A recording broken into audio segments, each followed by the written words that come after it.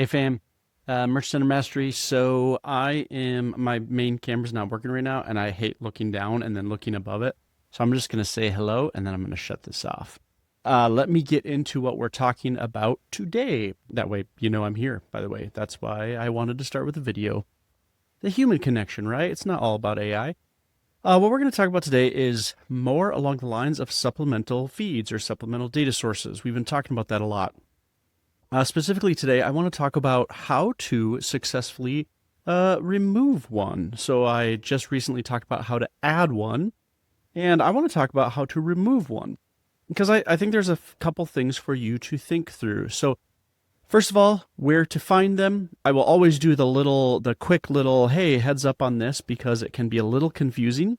Settings has pretty much moved in all of my Merch Center Mastery or Merch Center accounts from up here to down here. Great job, Google. Definitely a better option.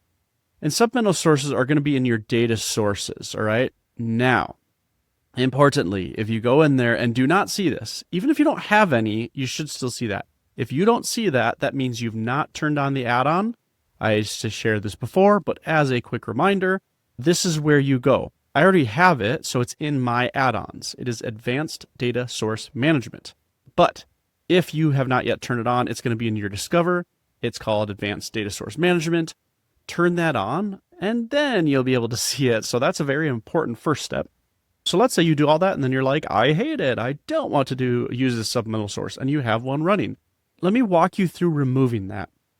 There's a couple of things to be aware of. So first of all, I want you just to think through whether or not you actually need to delete it. And the reason I say that is because, and let me open one for you here. So I've used this before just to as an example, I just made up a thing and then added a custom label there. You know, you might audit an account and just find there's nothing in that Google Sheets. Like the whole point of that supplemental source is just completely pointless. That's fair, and you might want to remove it. We're going to talk about this. Here's the only thing I'm going to note. I would suggest being slower to actually delete them until maybe you're convinced that you don't need them. And just make sure when you initially stop using a supplemental source, instead of deleting it, would you just remove it from the primary data source? And that way you still have it just in case you need it. So that's a suggestion I have. I mean, you still would have the sheet obviously saved somewhere, but not if you don't own that sheet. So that's important to realize. But let's say, let me open this one. Let's say that there are some here, we've used promotion. Let's say these are way filled out, right? And you don't want to use promotion IDs anymore. That's fair, but you might have a case for some reason where in the future you would want to. And so what I recommend, instead of completely deleting it, what I recommend is actually removing it from the product source, because then it's not going to make any updates at all, but you still have access to it. So again, that's kind of important. You still have access to it. And if you remember, as a quick reminder, how you do that is actually within the data source itself and within the attribute rules. Do you remember that? We discussed that. And all you would do is go into all other attributes, the default rule, and remove that connection. Okay, so we want to remove the custom labels from this. Whoops. We're going to just remove that from this attribute rule. And then it's only going to take from itself, okay? It's only going to take from itself product source 2. And this does take some time, although, okay, yeah, prove me a liar. It didn't this time. It just immediately went through, which is cool.